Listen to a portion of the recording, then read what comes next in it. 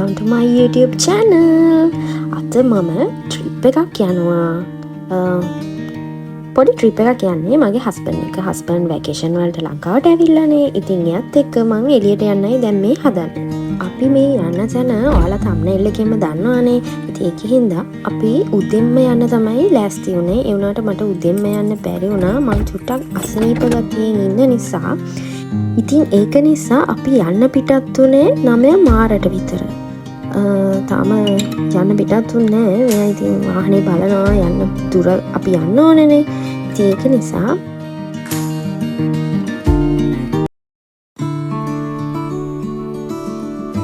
ඔන්න දැන් අපි යන්න පිටත් වුණා. අපි උදේට තාම මුකුත් කාලත් නැති හින්දා හයිවේ එකට දාන්න කලින්ම අපි මොන හරි පොඩි දෙයක් කෑවා. ඒ ගිහින් දවල්ට එකපාර කන්න ඕන නිසා.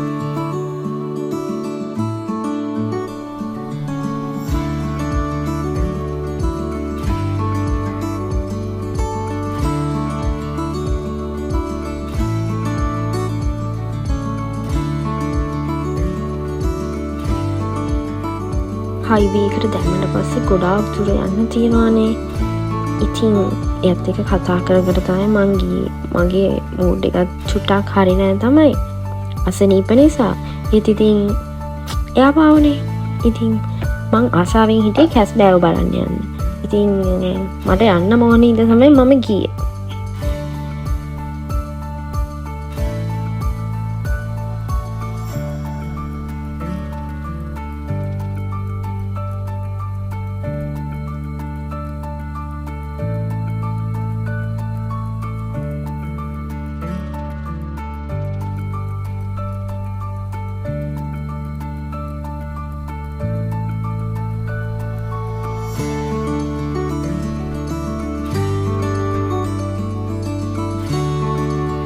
ඔන්න දැන් අපි එක්සිට් වෙන්න හදන්නේ. මම හිතන්නේ දැන් ළඟයි එක්සිට් වෙන්න. හරි. කුරුඳුගහ හැතැක්ම කියන එකෙන් තමයි අපි එක්සිට් වෙලා ආයිත් පස්සේ නෝමල් පාරේ තව ගොඩාක් දුර ගියා. අපි යන්න ඕනේ හික්කඩුව බීච් එකට නිසා. ඒ වුණාට බලන්නකො හික්කඩුව බීච් ගිහින් අපි දෙන්නට උන්න දේ.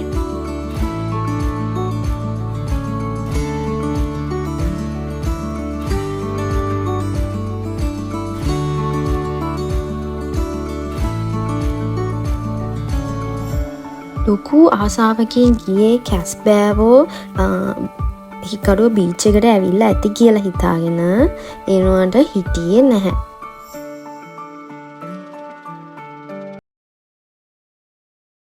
සයුරේ ජීවිත නැව පෙරදී මුතු සොයන අය කොහෙදෝ පනනල පාගා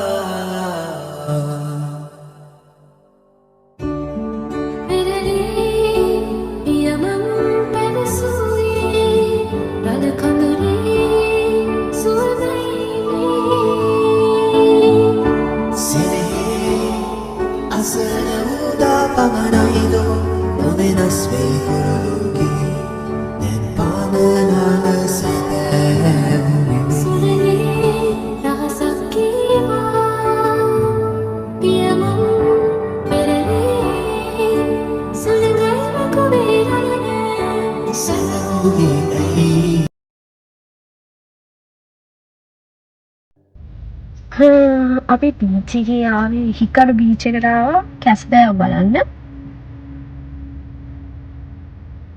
බීච් එකේ කැස් බෑව නැහැ. ඉතින් විනාඩි 20ක් විතර බලන් හිටියා එකක් හරියනකම් ආවේ නැහැ. දැන් අපි ෆාම් එකකට යන්න කියලා තමයි බැලුවේ. මම ආසාවෙන් ආවේ ටර්ටල්ස්ලා බලන්න. ඉතින් අපි හිතන්න යනවා ටර්ටල්ස්ලා බලන්න. Keep watching.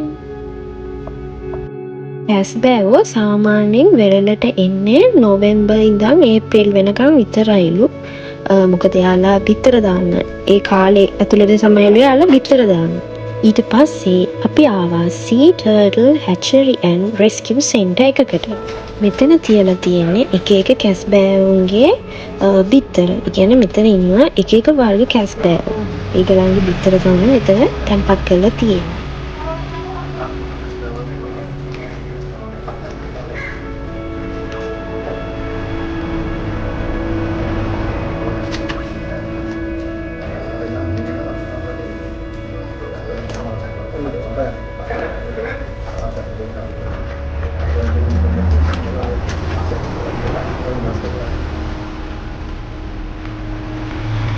මේ ඉන්න කැස්පෑවා සාමාන්‍යයෙන් නෙමෙයි මිනිස්සු ළඟට එන්න හරි බයයිලු එයා. මොකද එයා මුහුදේ එද්දී එයාව මාළු දැලකට පැටලිලා කැපිලා තියෙන නිසා දැන් එයා මිනිස්සුන්ට හරි බයයිලු.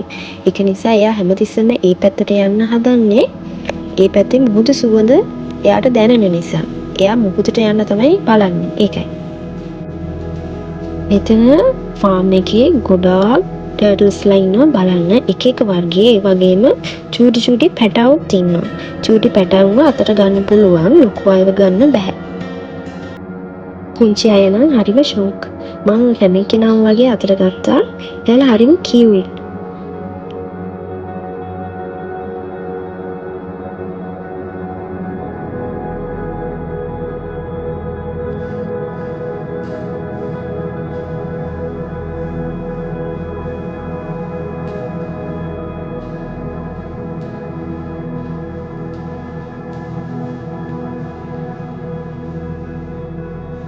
මෙයා නම් පොඩ්ඩක් ලොකු නිසා මං අල්ලන්න පළවෙනි පාරට නම් බය වුණා. හපයි කියලා ඒ උනට රිදෙන්නේ නැහැ නේ මෙයාලා හපුවා. ඉතින් ඊට පස්සේ හිමීට තමයි මං අත ගන්න ගත්තේ. මං ටිකක් මුලදී නම් පොඩ්ඩක් බය වෙයි. මං ඉතින් කොහොමද සතුන්ට ආසයිනේ. ඉතින් ඒකින්ද මෙයාව ගත්තේ පොඩ්ඩක් බය හිතුණා. හැබැයි ඒ වුණාට අතට ගත්තට පස්සේ නම් බයක් දැනුන්නේ නැහැ. එයාලා හරිම සොෆ්ට්. හරි ආසයි ඉතින්. සද්ද කරන්නෙත් නැහැ, කෑ ගහන්නෙත් නැහැ, හපන්නෙත් නැහැ. ඔහේ ඉන්නවා ඉතින් අතේ තියාගෙන හිටියා.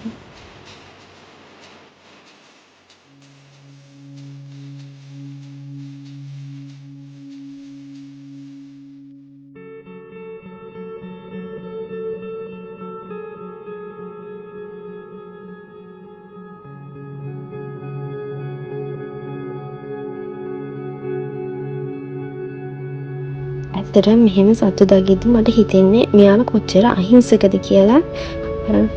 කාටවත් කිසිම හිරිහැරයක් නැති සත්තුනේ ඉතින්. මට නම් දැක්කම ගෙදර ගෙනියන්නමයි හිතෙන්නේ. ඒවනේ ගෙදර ගෙනියන්න බෑ. මට පස්සේ දඩයක්වත් වැදුනොත් එහෙම. ඉතින් ඒක නිසා මෙයාලව මෙතන ඉන්න අය කිව්වා මෙයාලා ලොකු වුණාට පස්සේ මුහුදට ගිහින් දානවා කියලා. මෙතන අර යාලා බලා ගන්නවා. ආබාධිත වෙච්ච අය ඉන්නවා. තුවාල වෙච්ච අය එහෙම අය තමයි මෙතන ඉන්නේ. ඔයාලට පුළුවන් මෙතන ඇවිල්ලා බලන්න. ඒ වගේම ආධාර කරන්නත් පුළුවන් මෙතන. මෙතන චූටි චූටි පැටවෝ ඉන්නවා. එක එක ජාතිය කැස්පෑ වර්ග.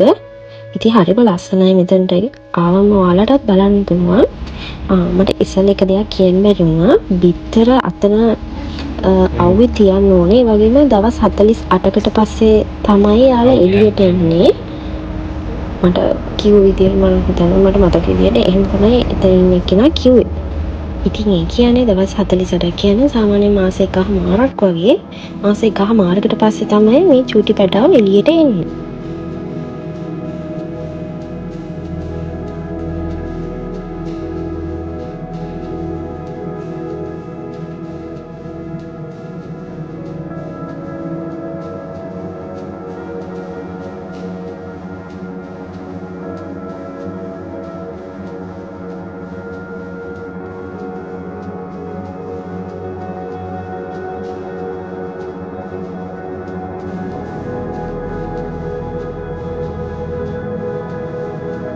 මෙතන ඉන්න කැස්පෑව තමයි වයසින් වැඩිම එක්කෙනා. මෙයාට වයස අවුරුදු 50ක් කියලා කිව්වා. මෙයා මෝටර් බෝට්ටුවකට මෝටරේට අතක් අහුවෙලා කැඩිලා නිසා තමයි එයාට එක අර වම් අත නැත්තේ. ඒක ඉතින් ආයි එන්නෙත් නැහැ කිව්වා. එයාට පීනන් එහෙම ගොඩක් යටට යන්න අමාරු සතෙක් කියලා තමයි කිව්වේ. ඉතින් මෙයාව ආයි මුහුදට දාන්නත් බැහැනේ. ඉතින් ඒක නිසා එයාලා මේක තියාගෙන මෙයාව පරිස්සමින් බලාගන්න.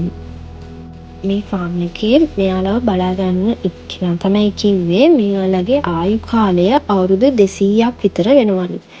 ඉතින් මෙයාට තාම අවුරුදු 50යිනේ.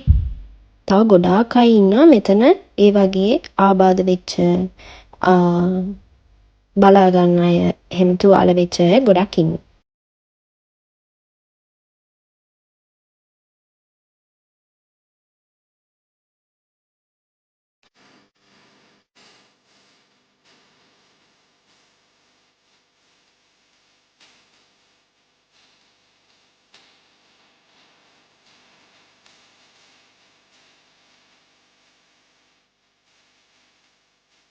මෙතන හැම කැස්බෑවකගේම තොරතුරු බෝඩ් එකක් ගහලා තියෙනවා. ඒ වගේම බිත්තර දාන විදිය, හැම දේම බිත්තර කොයි කාලෙටද දාන්නේ, කොහෙද දාන්නේ, ඒක ඔක්කොම මෙතන පින්තූර ඇතුළ අපිට කියලා දීලා තියෙනවා.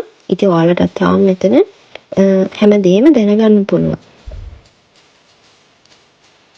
ඊට පස්සේ අපි ඒක බලලා ඉවර වෙලා ගෙදර යන්න තමයි ලෑස්ති වෙන්නේ. හස්බන්ඩ් කිව්වා අපි හයිවේ යන්න නැතුව නෝමල් රෝඩ් එකේ යන් ගෝල් රෝඩ් එකේ අපිට එළිය බල බල යන්න පුළුවන් ලස්සනයිනේ කියන්නේ. ඉතින් ඒක නිසා අපි හයිවේ යන්න නැතුව ගෝල් රෝඩ් එකෙන් තමයි අපි ආයි කොළඹ ආවේ.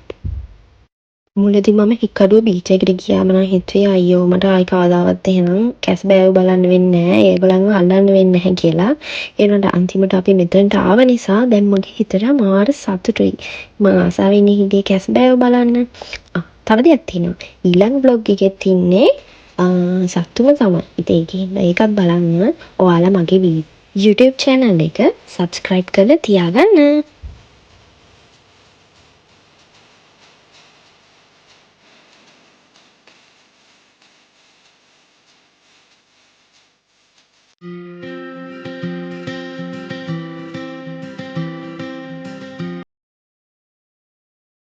උදේට අපි දෙන්න පොඩි දෙයක්නේ කෑවේ. ඊට පස්සේ දැන් එන ගමන් හිතුවා මගදී කන්න නැතුව ගෙදරට ලං කරලම කොහෙන් හරි කමු කියලා.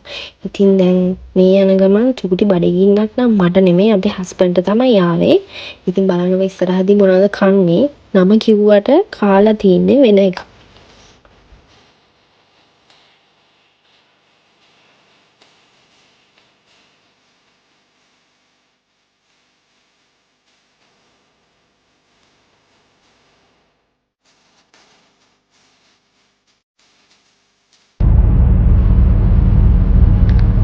අපි උගුරැස ගන්න යන්නේ. අර වැස උගුරැස ගන්න වෙනවද නැහැ. බඩන් ඉතරාස එනට යාසයි.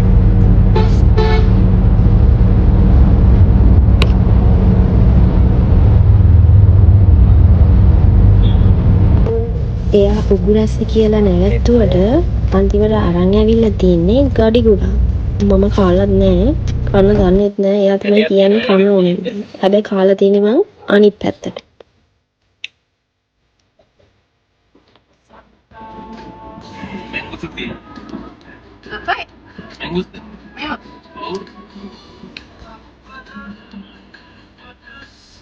ඇටේ කන්න ඉලින්නේ.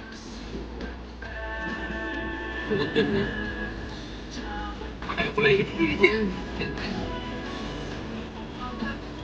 අද සීත සුළඟ මදහාසනග විට සිත කොළවුනිද මෙතරම් ඒ දැනුම හැඟුම නොදනින් සඳරේනු ගලන සඳරේක සිහිනයට